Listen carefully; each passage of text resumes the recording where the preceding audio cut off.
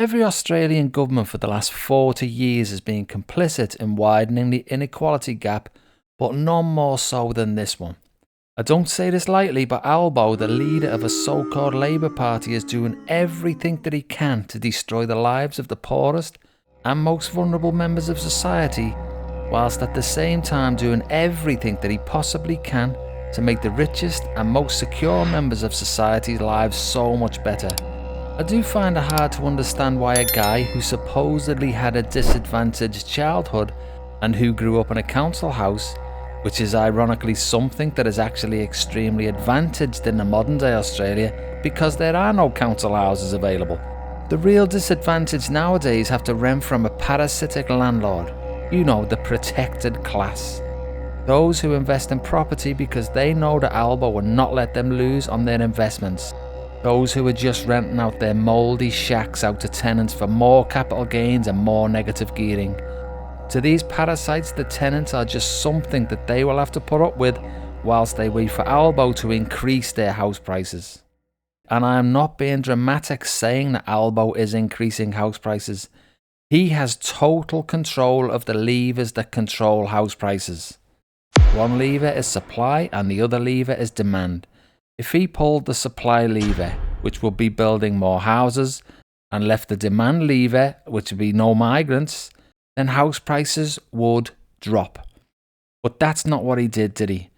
He pulled the demand lever, the migration lever, to 110%, and he pushed the supply lever up to about 10%, meaning nowhere near enough houses were getting built for the amount of people he was letting in. This is from the Australian Bureau of Statistics. It shows that in 2023-2024, Albo welcomed a net 446,000 extra people, putting maximum pressure on existing housing, services and infrastructure. And the year before that, Albo welcomed in a net 536,000 extra people. If that wasn't scary enough, it looks like this year's intake is going to be enormous too. Albanese has been throwing Australian visas around like they're confetti. Now I'm from the UK, and an Australian visa used to be something to aspire to. Only well-educated people or highly skilled people could get one, but now it looks like all you need is a pulse. Albo must really have no understanding of how great Australia is or was, and he must think that opening the country to the world is the humanitarian thing to do. Bring everyone in and let them all enjoy the life that Australians have. But it doesn't work that way, does it? Following the exact same failed path that the UK so disastrously took is going to destroy Australia. Is he really that naive? Or does he have a totally different ulterior motive? We all know that he has made millions from having investment properties, and what is guaranteed to push up house prices and rent prices more than anything else? More demand, that's what. When a record-breaking housing crisis was identified in 2022, international migration should have been cut to zero in a flash.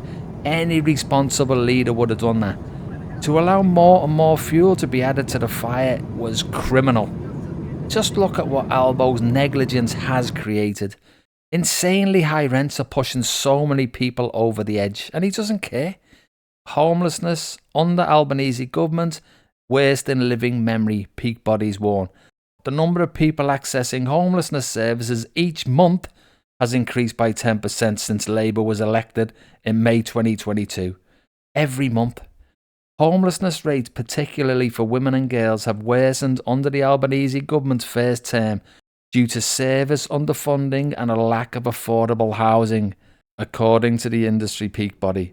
There are more and more people whose lives are being destroyed. Albo is supposed to care about the most vulnerable, but there are so many people in abusive relationships who simply cannot move and cannot escape that environment because there is nowhere to go, because Albo has filled up every available space with his insane immigration push.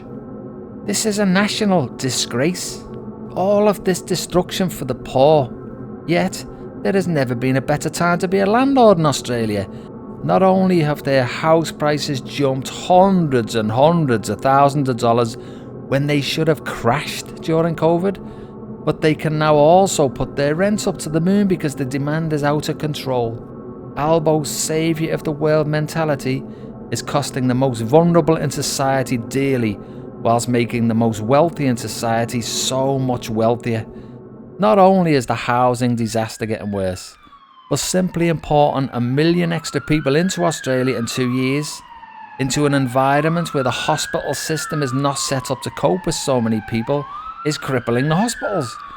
There are just not enough beds for so many people, so ramping is getting out of control. There are so many stories about ramping and what's going on with the hospital system, and here's one of them. Here is a great-grandmother forced to endure horror hospital ordeal after fall at home. South Australia's health system is under fire after a great-grandmother went through a horror ordeal, being stuck on the hospital ramp at 2 different hospitals and forced to wait more than 24 hours for a bed. Pat, who's 91 years old and weighs just 39 kilograms, Mr. Albanese, had a fall at home on Monday afternoon, and the situation rapidly deteriorated. And also in South Australia, ramping surges to 3rd highest level on record as government falls desperately short of its promise. Surprise, surprise. In Queensland, ageing population and migration is blamed. Yes, right. Are you really trying to say the hundreds and hundreds of thousands of new old people were created in just the last couple of years? It's not ageing population that's causing this rampant crisis, and we all know it. I think this article also hits home from the Australian Medical Association from April. No end in sight to ambulance ramping at Australia's log-jammed hospitals. And look here, AMA President Dr. Daniel McMullen said the levels of ramping were alarming, with reports of people tragically dying while waiting for an ambulance, or dying in ambulances waiting for admission to hospital. How'd you sleep at night, Mr. Albanese? This whole situation is a man-made disaster. One man has made this disaster. And for what?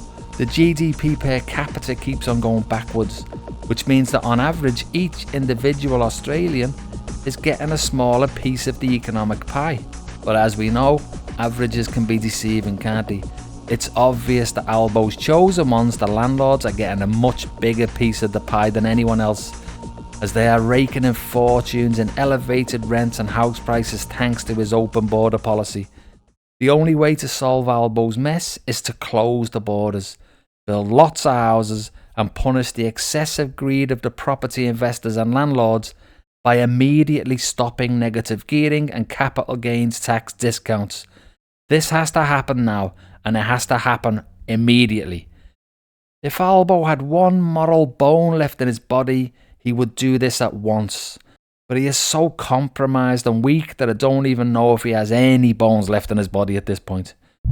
So yes, guys, we have all witnessed a forced increase in inequality, and it's being done by a Labour Party leader.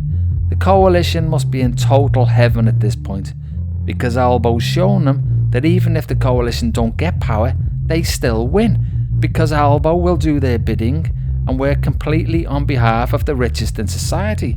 Australia no longer has a party with a chance of getting into power that is willing to work for the Australian working class taxpayers. Labour and the coalition work for landlords and new migrants. End of story. What a waste of a once great nation. Australian voters, you need to turn your back on the uni party forever. They've given up on you, so you need to give up on them. And thanks for watching, guys. Listen, please like and subscribe, and I'll see you all in the next one. Cheers for that.